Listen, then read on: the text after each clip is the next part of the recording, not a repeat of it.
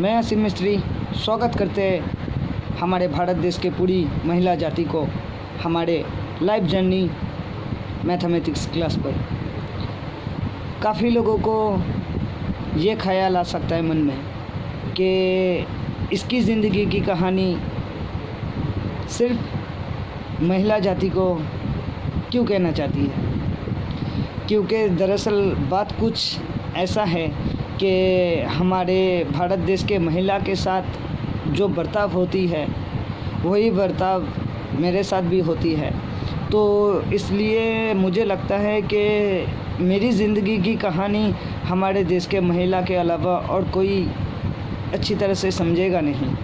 क्योंकि देखिए ना, हमारे भारत देश के इतने सारे पढ़े लिखे बुद्धिजीवी लोग हैं और वो लोग इंसाफ भी करते हैं।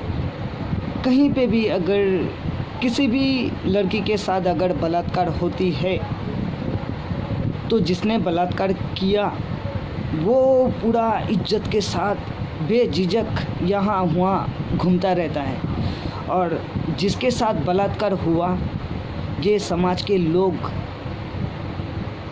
और उनके रिश्तेदार, उनके पड़ोसी, उनके अगल बगल के लोग उस लड़की को ताना देते देते देते आखिर में जाके बहुत से लड़की सुसाइड कर लेती है, और कुछ लोग दुनिया का ताना सुनते सुनते जाके बीच बाज़ार में खड़े हो जाते हैं। क्या ये सच नहीं है?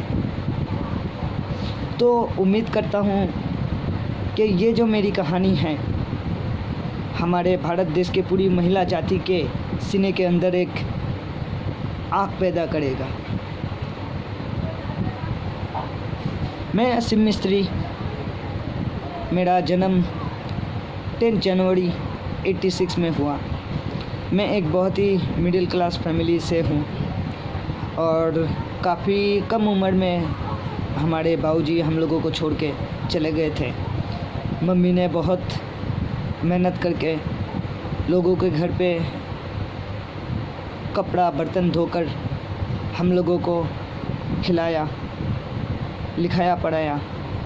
ज़्यादा दूर तक मैं पढ़ नहीं पाया क्योंकि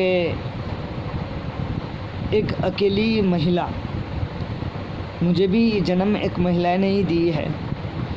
तो मेरा जो दर्द है या फिर मेरी जो कहानी है इसका ठीक से हिसाब हमारे देश के महिला ही कर सकते हैं। एक अकेली महिला के लिए मेहनत करके 4 बच्चे को खिलाकर पिलाकर पढ़ाकर एक अच्छा इंसान बनाना इतना आसान नहीं होता है। और ख़ास कर तो अगर हम जैसे मिडिल क्लास फैमिली से हो कि जिसका पति छोड़ के गया, देख सकते हैं कि आज हमारे देश में जिन लोगों का पति छोड़ के चले गए हैं उन महिला लोग आज क्या कर रहे हैं। इससे हमारे देश के किसी को कोई लेना देना नहीं है, और इसीलिए जो भी मैं कहूँगा, मेरे साथ भी बहुत बुरा बर्ताव किए हैं वो कोई और नहीं, लड़कियाँ ही। मैंने ज़िंदगी में कभी किसी को ना तो धोखा दिया और ना ही किसी को झूठ बोल के किसी के साथ रिश्ता जोड़ा, क्योंकि मुझे लगता है कि किसी के साथ झूठ बोल के रिश्ता जोड़ने से अच्छा है कि अगर सच बोल के रिश्ता टूट जाएगा तो उसमें मुझे ज़्यादा सुकून मिलेगा कि यार चलो मैंने जो सच है वो तो कहा।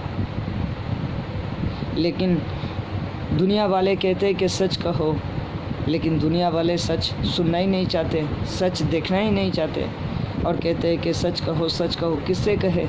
तो इसीलिए मुझे लगा जिन्होंने मुझे जन्म दिया वही नारी जाति से कहते हैं मेरी दिल की बात। जहाँ पे मेरा जन्म हुआ वहाँ से 2000 साल को हम लोग आ गए उच्चपोता ग्रीन विलेज में, जहाँ पे फ़िलहाल मैं बैठ के वीडियो कर रहा हूँ। यहाँ पे आते ही कुछ दिन बाद दूर से एक लड़की को देखता हूँ और उसे पसंद करने लगता हूँ, और मेरे साथ कुछ वहाँ का नया दोस्त लोग था। उन लोगों से मैं इस बात की जिक्र करता हूँ और वो लोग जाके बाहर जाके ढिंढोरा पीट देते हैं वो लड़की को पता ही नहीं। मैंने अपने दोस्त लोगों से कहा, वो लोग इतना ढंढोरा पीटा कि पूरी इलाके के लोगों को पता लग गए। अभी इसके लिए कौन जिम्मेदार है? तो उस टाइम तो जो भी प्यार मोहब्बत का जो सिलसिला था, अगर वो मेरे सबकॉन्शियस माइंड में आया था तो यो तो या फिर मूवी देखकर या फिर हमारे से उम्र में बड़े जो भाई लोग दादा लोग थे उन लोगों को देखकर, वरना ये प्यार मोहब्बत का फंडा क्या था वो तो हम लोगों को, मुझे तो कुछ भी पता नहीं था। और जब मैंने उस लड़की से प्रपोज़ किया तो पहले तो उसने ना कहा था, हाँ बोलने में 1 साल 13 दिन लग गए थे। उसके बाद जाके तू से तुम निकले थे मेरे लिए, तो उससे ज़्यादा खुशी की बात तो मेरे लिए हो ही नहीं सकती थी। चलो धीरे धीरे उनके परिवार वाले को जैसे पता चलते हैं तो लड़की की माँ ने सोचा मेरी बेटी बहुत खूबसूरत है और ये तो काफ़ी काला है, इसके साथ रिश्ता नहीं जचेगा। तो लड़की भी अपने परिवार के वाले बातों में आकर मेरा साथ छोड़ दिया। लेकिन मेरा इरादा ये नहीं था कि मैं उसे छोड़ दूँ। फिर आते हैं घर के ही सामने एक लड़की जो मुझसे प्रपोज़ करती है। एक तो मैंने जिसे चाहा वो तो मुझे मिला नहीं, और जिसने मुझे प्रपोज़ किया मैंने कभी उसको उस नज़रिया से देखा ही नहीं था, क्योंकि वो उम्र में मुझसे बहुत छोटे भी थे। लेकिन पता नहीं भगवान की क्या मर्ज़ी थी, जैसे भी हालात पे वो मेरी ज़िंदगी में आए मैंने एक्सेप्ट कर लिए थे। एक लड़की भी पैदा हुआ। लड़की जब 3 साल 4 साल की हुआ तब वो लड़की अपने मायके में जाते थे।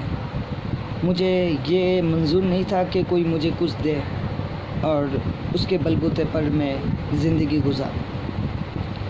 जो मुझे अच्छा नहीं लगता था वही करता था। और मियाँ बीवी में अगर किसी बात पे अगर झगड़ा होती थी तो जो सच है अगर वो हम हमारे परिवार वाले के सामने अगर सच नहीं कहते तो वो लोग कभी भी उस प्रॉब्लम का कोई भी सलूशन नहीं निकाल पाएगा। ऐसा ही हुआ। तो काफ़ी समझाने के बाद जब वो नहीं माना तो मैंने उससे कहे थे कि आज तुम अपने मम्मी बापू का बात सुनकर जा रहे हो, लेकिन एक बात याद रख लेना कि ज़िंदगी में तुमको सब मिलेगा, कभी तुम मुझे हासिल नहीं कर पाओगे, क्योंकि मैं किसी की जागीर नहीं हूँ। मैंने अगर पूरी इस दुनिया से कुछ मांगा किसी से कभी तो वो है प्यार, जो मुझे किसी ने किया ही नहीं। पता नहीं कि ये मेरी किस जन्म की सज़ा है जो अब तक भुगत रहा हूँ। लेकिन चलो, दुख में भी सुख ढूंढना ये मेरी मैथमेटिक्स है। आइए आप लोगों को इसकी सैर करवाते हैं। 4 साल के बच्चे को अपने घर को छोड़ के जब मैं जा रहा था तो मेरे जेब में 25 पैसा भी नहीं था। घर से निकलने के बाद घर से आधा घंटा या फिर 45 मिनट दूर कहीं पे कुछ सरकारी पाइप पड़ा हुआ था, उसके अंदर 3 दिन तक रहे। उसके बाद एक पढ़े लिखे दोस्त थे जो पासपोर्ट ऑफिस में एजेंट का काम करते थे, उनके पास जाने लगा। उनके साथ रहता तो वो 1-2 दिन बाद ये समझ गया कि मैं भूखा रहता हूँ, तो इसलिए वो मुझे टिफ़िन करने के लिए कहते थे कि जो खाना है खा ले। मुझे बहुत बुरा लगता था क्योंकि मैं हमेशा ये सोचता था कि मैंने इसका कौन सा काम किया जो ये मुझे खिला रहा है। मैंने कभी किसी का फ्री का फोकट का खाना कभी खाया ही नहीं। मेहनत से आधा रोटी भी कोई मुझे देता है और जो मेहनत मुझे करनी होती है, अगर वो मुझे सही लगा तो मैं बेझिझक कर भी दूंगा और वो आधा रोटी से ही अपना ज़िंदगी गुजार लूँगा। मेरा सोच कुछ इसी टाइप का है। चलिए, बीवी को छोड़ा, बच्चे को छोड़ा, अपना घर भी छोड़ा, तो ज़्यादा पढ़ाई लिखाई भी नहीं किए थे, 7-8 तक पढ़े थे। काफ़ी टॉर्चर भी होते थे घर की तरफ से, तो घर छोड़ के चले गए। और ज़िंदगी में मैंने देखे हैं, हमारे घर में जो बीवी बच्चों को छोड़ के जाना पड़ा, वो भी एक बाहर की लड़की है। हम इंसान की सोच और मेंटलिटी इतनी बुरी है कि पूछो मत। कि कोई भी शख्स किसी भी महिला के साथ बात करता है तो पता नहीं कि हमारे समाज के लोग ऐसी नज़रिया से देखते हैं कि जैसे मानो कि उसके साथ उसका कुछ चल रहा है। कोई अगर अपने बहन को भी लेके निकले तो भी हमारे समझ वाले बुरी नज़र से ही देखती है। बस इंसान जिस दिन अपना सोच बदल देगा, मुझे लगता है कि हमारे भारत देश का वैसे ही विकास हो जाएगा। किसी को बदलने की दरकार नहीं है, बस अपना सोच को बदलनी चाहिए। उस वक्त तो उस लड़की के साथ मेरा कोई चक्कर नहीं था और मेरे जो बीवी थे वो लोग यहाँ के ही थे। उस लड़की को भी उठा के लेके आके मारा, मुझे भी जलील किया गया। तो जब मैंने ये सोचा कि जिसके साथ मुझे पूरी ज़िंदगी बितानी है, अगर वही मेरे ऊपर यकीन नहीं करती है तो यहाँ पे रहने का कोई मतलब नहीं है। और ये सिर्फ मैं अपने बारे में बता रहा हूँ, उन लड़कियों के बारे में मुझे कुछ बोलना नहीं है। किसी को छोटा करना ये मेरा काम नहीं है, बस जो मेरा गुनाह है मैं वही कह रहा हूँ। तो वो लड़की, वो अब कहाँ जाएगा? अपने घर से भी उसको निकाल दिए और कहीं पे मुझे ऐसा लग रहा था कि मेरी वजह से उसको उसके घर से निकाल दिया। उसका एक 5 साल का बच्चा भी था। कम से कम 6 महीने बाद फिर उसके साथ भेंट होता है और मैं उससे कहता हूँ कि तुम कहीं पे भी रहो, तुमको जब भी जो चाहिए मैं दे सकता हूँ, और देता भी था। बस उसे एक ही बात कहते हैं कि मेरी एक बेटी है, तुम्हारा एक बेटा है। ये लोग हमारे ऊपर जो इल्ज़ाम लगाए हैं, अगर मेहनत करके इन दोनों बच्चों का फ्यूचर अगर कर सकते हैं तो हम लोग पूरी दुनिया के सामने कह सकते हैं कि चलो, जैसे हम लोगों को बदनाम किए वैसे हम लोग कुछ करके भी दिखाएं।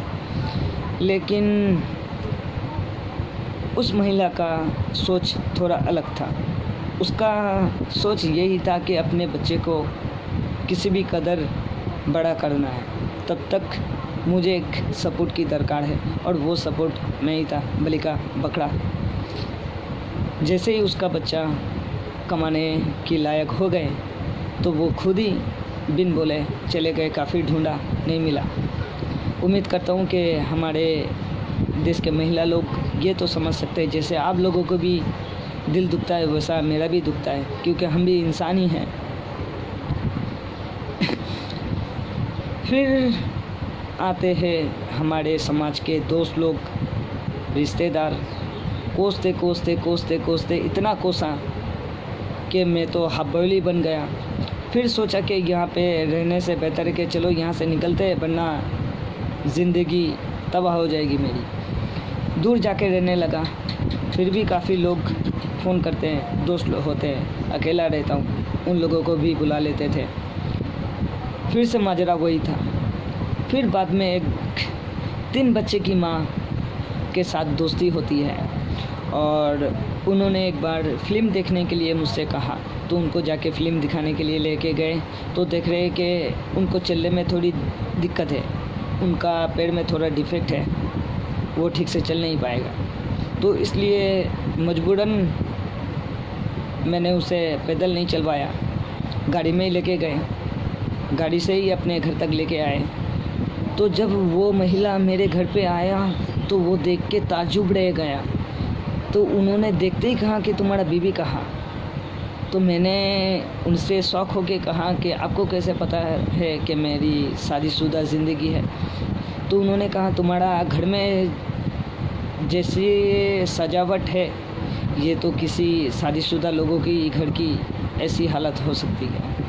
तो मैंने कहा कि वो बेवफा निकली तो वो छोड़ के चले गए। तो वो भाभी ने कहा मुझसे कि जितनी जल्दी हो सके तुम शादी कर लो, वरना तुम्हारा दोस्त लोग तुम्हारी ज़िंदगी तबाह कर देगा। और उन्होंने सच ही कहा था।